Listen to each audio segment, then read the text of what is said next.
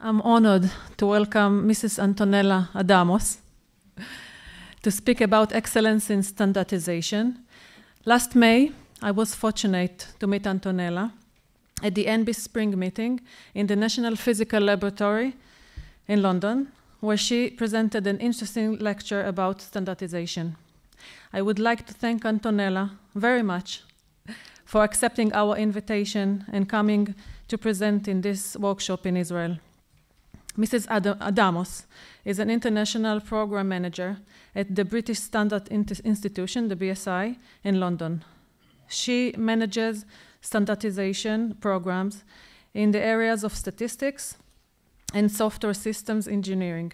She also specialized in information technology, communication, and accessibility strategies. Antonela. Right, hello everybody. I'm really honored to be here, and I'd like to thank the Open University for inviting me to come and talk about my favorite topic in the world, which is standards. I am not a standards technical expert, but I am a standards maker. So what I was planning to talk about is to start with an introduction, a general introduction on standards, how they are created in an international context. I was also going to talk about, I'm also going to talk about the latest news on some of our major standards, ISO 9001, ISO 27001, ISO 14001, and one of the most exciting standards, which has been 30 years in the making, on occupational strategy, which is 45001. Finally, I will conclude the talk by talking about something which is really close to my heart, and which is the link between standards and higher education. I'm very aware we're in a university, so I really wanted to kind of cover that. Most of all, as you can see there, we talk about excellence. So throughout my talk, I will point to the kind of nuggets of excellence and rigor in standardization activities. So, very basic, what are standards? And this is a very kind of scientific quote, but I have one which somebody said to me, which is, standards are knowledge of what good looks like, and I really believe that. But fundamentally, a standard is an agreed way of doing something. A standard is a document established by consensus and approved by a recognized body. Now, the word consensus is something I'm going to talk about over and over again, because for me, that is the fundamental way in which standards are made excellent, and the way in which they do not serve any one particular interest, but try to make the interest of as many parties as possible. So, standards should be based on the consolidated results of science, technology, and experience, and aimed at the promotion of optimum community benefits. This is really important. They're entirely voluntary. Standards are not law. They're not a legal requirement, but they can be sometimes called into regulation. So they're often regarded as quasi-legal because they have to be drafted in a very prescribed way, but they are not law. That's quite an important point. And I think standards are wonderful. I made standards my career, but what do they do for everybody? They facilitate international trade, and they reduce technical barriers. They provide a framework for achieving efficiency and interoperability. They enhance consumer protection and confidence, and they offer alternative to regulation where this is appropriate. Again, standards are not regulations. This is where I'm going to start to put the standards making activities in an international context. As you can see from this chart, there are 6 types of standards. There are, and as you go up the chart, they take longer to make. They take longer to come to life because they require a higher level of consensus. So we start from corporate technical specifications, Any company can make those. They only have to be happy with it themselves. It doesn't require consensus at a higher level, so they're very quick to make. Private standards, very similarly. Publicly available specification is something we have at B.S.I. They're called PASs. A company can sponsor a PAS. They go through consensus, public consensus, but they're very quick to make. Usually take about a year. The same as British standards. They can be quite quick depending on how quick the material is written and how ready it is. Now, as we go up, we have a higher rigor, not in the sense that there wasn't rigor before, but more parties have to be asked for their opinion, and there are ballots at every stage. So this is true for European standards, ENs, and international standards, ISO standards. So one of the things we talk about at B.S.I. quite often is different generations of standards. I suppose the first generation is about better products, how to make something. The second generation is about how to provide a service, and quality management system standards would fall into this category. And the third generation, which is something we're trying to develop more and more, is about behavior. So a standard doesn't have to be just something dry, in inverted commas, about making nuts and bolts. It can also be about the way that people should behave in certain contexts. So industry needs all three generations in order to deliver products and services for the rapidly changing world market. So when you probably will hear more talk about third generation standards in the future. So this is a slide about standards bodies and how a national standard body is connected to other standards bodies like European or international like ISO. As you can see from the slide, the kind of stages for making a standards are very similar. So again, I go back to this idea of consensus. People have to vote. There has to be a general agreement that something is a good idea, and it's not just making one person's or one party's interest. It's beneficial for the wider community. That happens within a national body where we have the right to vote on international standards. But that also happens through consensus within our national committees. So consensus travels from the bottom up, which I think is excellent. So if people don't agree, standards just don't get made, so don't carry on. So just a brief, I'm sure most of you know this, but just a brief introduction about what happens when an idea for a standard is generated. So say somebody, it could be a national committee or an international committee, comes up with an idea for a new standard. It's not as easy as just making it happen. It can't just happen. It has to go through a process of voting amongst other countries. And I think the really basic number that have to agree is 5 countries in order to take the standard to another level. So countries vote. They also vote whether they would like to be involved in the drafting of that standard, and the standard can then take the form it needs to take.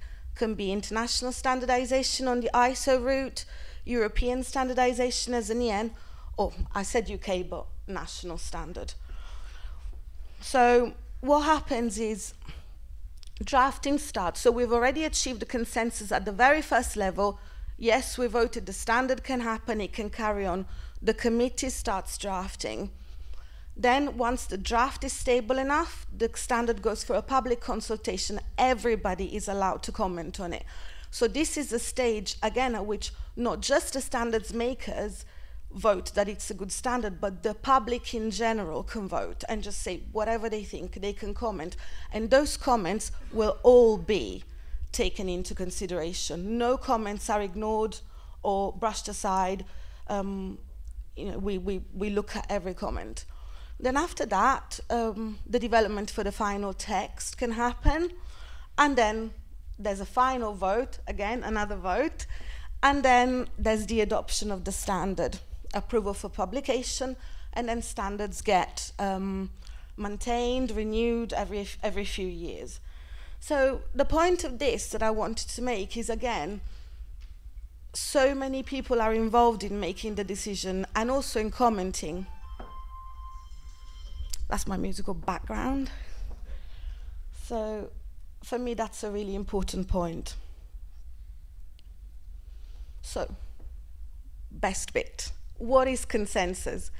And this is a definition from ISO, which you can all read. I think the most important thing to take away from that is consensus does not have to mean unanimity. It just has to mean a general agreement. So that is the principle underpinning our standards work. So sometimes it's very, very difficult to even achieve general agreement, but it needs to happen in order for the standard to come to life. Just a little bit about B.S.I, facts and figures. Obviously, I work for B.S.I, so I wanted to put that in. But the most important thing I wanted to say was regarding that standard, which the Occupational Health and Safety Standard, which is now called ISO 45001. Believe it or not, these standards has taken 30 years to be created, and it's only just started. It used to be OSAS 18001, and it's been a major victory for ISO to have been able to create that. So the first kickoff meeting happened in October, and I think publication is scheduled for 2016. It's an occupational health and safety standard, and it's going to be really massive. That's why I wanted to mention it today. So, B.S.I. So, how do we encode best practice? I can only really talk about my company, as I don't really know how other people do it. But we, B.S.I shape, i.e. we create standards, different types of standards, like I mentioned earlier, PASs, BSs. We are obliged to adopt all European standards as a matter of course, but with ISO standards, we tend to adopt unless there's a technical reason not to do so. So we shape, i.e. we write standards, we share, we try and create as many digital packages to share our products and knowledge as many as we can. We embed by training. B.S.I have a very good reputation as trainers.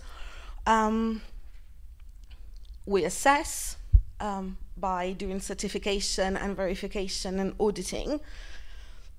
And also we support. So we support from the beginning, from initial concept of a standard all the way to the end to help your company maintain your certification.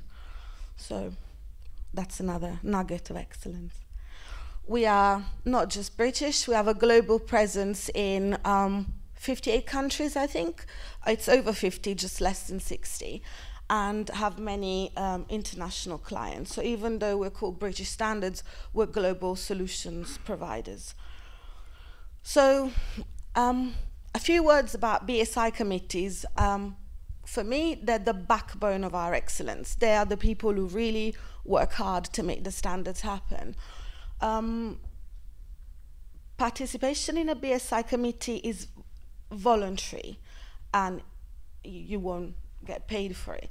But equally, and I think this is really important, we don't ask you to pay to come and sit on a B.S.I committee. For me, this is called the pay-to-play model. We don't have a pay-to-play model, and for me, this is one of the ways in which we can really guarantee the fairness of our committees, because no matter whether you come from a small or medium enterprise, or you're an academic, or you're a massive organization, you've all got the same weight in a B.S.I committee, and just because you've got more money doesn't mean you can put more players on the table. I like that. So the way we choose our committee members, or they come to us, is they're usually representatives of a nominating organization or trade association. They come from academia, actually more and more as we try and strengthen our links with universities, consumer groups or small to medium enterprises. Sometimes we also have members who are called individual capacity members. If somebody has a specific skill we need, but they're not affiliated to any organization, but they just come from a limited company, they can still come and sit on a B.S.I committee for the specific time that that skill is needed, say to write an ISO or a BS, and then their membership will be reviewed. So for me, it's our committees that do all the work, the important work. They travel to international meetings to make sure that they can work on international standards, and even though we fund some of that travel, a lot of it is up to them, and I'm full of admiration every day. So now, disclaimer, I am not a technical expert. I do not sit on the ISO 9001 committee, and I'm not the program manager for ISO 9001. So what I've done is, for the next few slides, as I update you on our most important standards, this is information that I've taken from our department and is as up to date as possible. So the revision of 9001 is going on now. Expected publication is 2015. Obviously, it's arguably our biggest standard. Needs to maintain relevance, integrate with other management systems, provide an integrated approach to organizational management, provide a consistent foundation for the next 10 years, reflect the increasingly complex environments in which organizations operate, and ensure the new standard reflects the needs of all potential user groups. That's quite important. However, customer remains focus. So the main changes, from what I understand, is this new risk-based thinking, which supersedes a single clause on preventive action. And I'll go back to risk-based thinking. The term document information replaces documents and records. The term outsourcing is replaced by external provision. Increased leadership requirements, no requirement for a management representative. Again, customers remain the primary focus. So these are the changes to requirements, and these were taken from a presentation that was done at ISO, so I know these are definitely up to date. So the objectives must include reference to who is responsible, what they're responsible for, and when and how often actions must be taken. Changes have to be planned. There's explicit reference to knowledge management. There is no requirement for a quality manual, though you can still use one if you wish to. And the operational planning includes us addressing risks. There's greater emphasis on processes achieving requirements for goods or services and customer satisfaction. Now, risk-based thinking in 9001. So this is, I think it was felt when they knew I was coming here, that just a little bit of more information be given about risk-based thinking, because we get so many questions about this now that the revision is going through. So risk-based thinking is something we will do automatically and has always been in 9001. It does not replace a process approach, but it's part of a process approach. And most of all, the committee responsible for 9001 did not want risk to be seen as something negative, but something that can lead to opportunities, i.e. the positive side of risk. So this is the message I've been asked to bring about 9001. But the revision is going well. So again, using a risk-driven approach in your organizational process, identify what the risks and opportunities are in your organization, analyze and prioritize your risks and opportunities, plan actions to address these risks, implement the plan, take action, and check the effectiveness of these actions. Most of all, implement a plan of continual improvement. Now, 27001, which is the Standard on Information Security Management. This was published at the end of 2013. I think it was the end of October. And it's what it does want to do is to give you the freedom to grow, innovate, and broaden your customer base in the knowledge that your information is confidential and will remain that way. This is just a list of changes from the 2005 version. And I think the most significant for me is preventive action has been replaced with actions to address risks and opportunities, and features earlier in the standard. So that's quite important. I know B.S.I. have already been audited on the new version of 27001, so we all had to kind of get prepared for that. And I had first-hand knowledge of just what to do, so it was really interesting. So again, the new 27001 requires the organization's plan and control the operation of the processes needed to meet their information security requirements. It includes keeping documents, management of change, responding to adverse events, and the control of any processes which are outsourced. So, and B.S.I. embodies excellence by offering packages tailored to your business from the beginning to the end, as I said earlier. Now, 14001 is Environmental Management Systems, publication forecast for 2015. I know that the revision is going really well, and the key changes are, as listed, understanding the organization's strategic context and engagement with interested parties, greater focus on environmental performance improvement across the value chain, evaluating organizational risks and opportunities again, strengthening requirements on the involvement of top management and integration of environmental management into core business processes, and greater clarity on external communication. So that's what's happening with 14001. So before I carry on, I just wanted to just say that really for me, this is one of the most important things I do at work. Which is the strengthening the link between standards, not just British standards or my own company, and higher education. I think this is fundamental, and I really wanted to talk about it here because I'm very aware we're in a university and it would be relevant.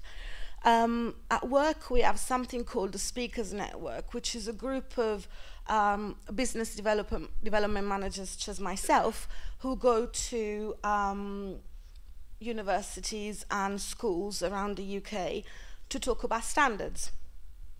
So we can go to career events to talk about careers in standards, but we can also go to different departments if they're trying to implement something about standardization within their program, and then we act as experts in that field.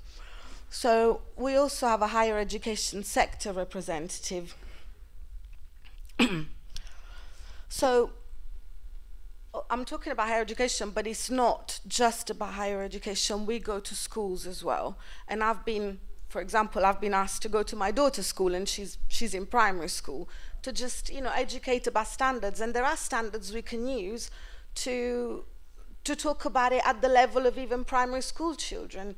So I find that really important, and I will show you why starting early to educate about standards is important. So this is not just something that B.S.I. have started to do when we thought about it off our own back. It's something that belongs in the international context. So I've just given some examples of where this link between standards and higher education has been kind of brought up internationally. So we're only really responding to something that's already happening. We're not the pioneers, kind of thing. So I want this whole slide to be complete before I talk about it. Okay. It hasn't loaded the way that I wanted, but what this slide is meant to show is that the earliest in a person's age or life, you start talking about standards, the more knowledge absorption there is about standards.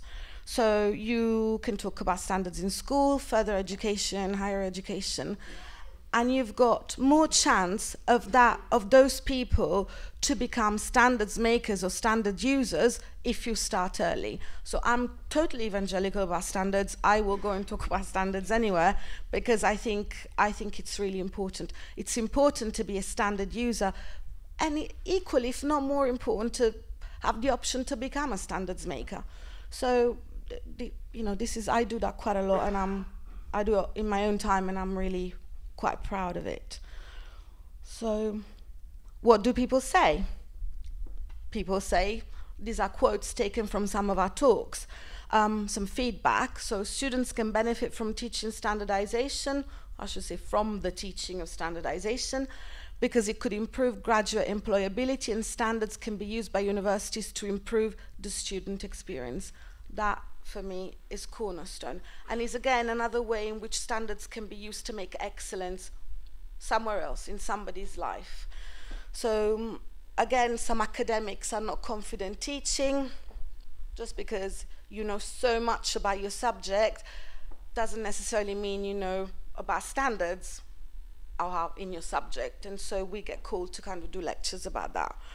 And in the UK, I don't know about anywhere else, but Swansea University is going to start a master program about on standardization. So this is definitely on the map.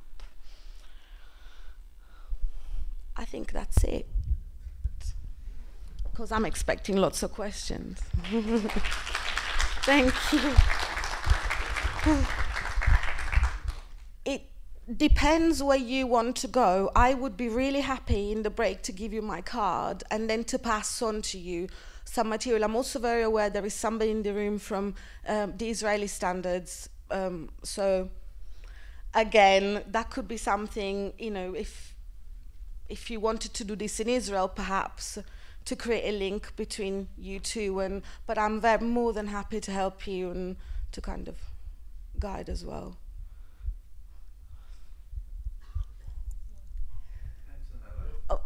Oh, sorry, Morris. Not.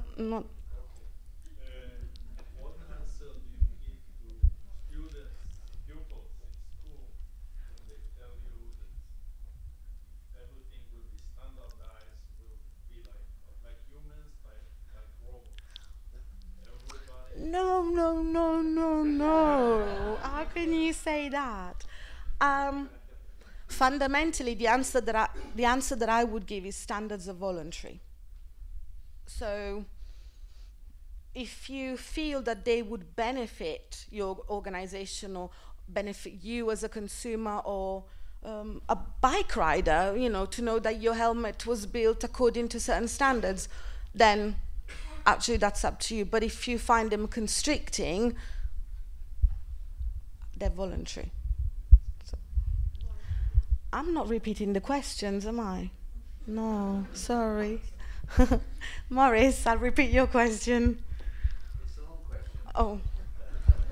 Don't make it too difficult, though. To repeat the question, Morris asked about software, developing software to support standards. Now, the difficult bit about this, I'll have to be really honest with you, is to fund making the software. We have a product development team at B.S.I, and that their job is to develop digital products.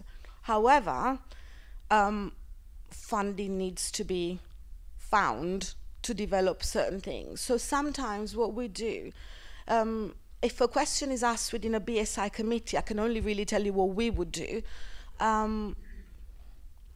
If it's an area of priority interest, we try and get funding from the government through BIS. So I'm going through something like this at the moment to do with my ICT committees. And if the government gives you funding to develop something like that, then you can go ahead. But I think that's the reason why this isn't taken up by the standards bodies as such, because costs money, and money needs to be found. But what about commercial suppliers producing software in support of standard? I know that some do, very few do. What are the advantages and disadvantages of that? I don't know, I can't really say, but I think from my point of view, I would be not worried, but I'd have to be sure that that software really supports the standard, and then who benefits from that software. And you know, we couldn't give endorsement to anything that isn't done by us, so sorry. And I give you a really good, thank you so much for that point. I give you a really good example. If we talk to primary school children, there's a standard on cake making, but the standard isn't really about what kind of cake you make. It's oven temperature, how to check certain conditions. So again, the cake is your creation. You can make whatever cake you want according to certain test method conditions. So it's true, and people often don't see, and I'm very grateful to you for pointing it out, the link between creativity and standards is often invisible, but it's definitely there. So thank you.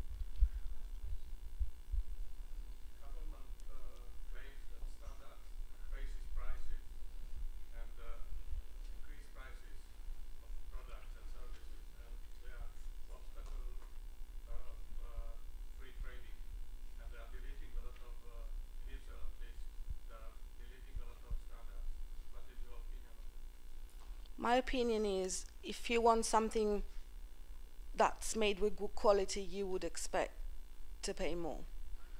If something is made with more rigor, it's a better product. I think standards don't block trade, they facilitate it. But most of all, I think they're a guarantee of that something has been done properly. So, you know, for example, from the UK point of view, if something has a kite mark, I wouldn't mind paying more. My daughter's bike helmet, I'd pay whatever because I know it's been done so well. So, yeah.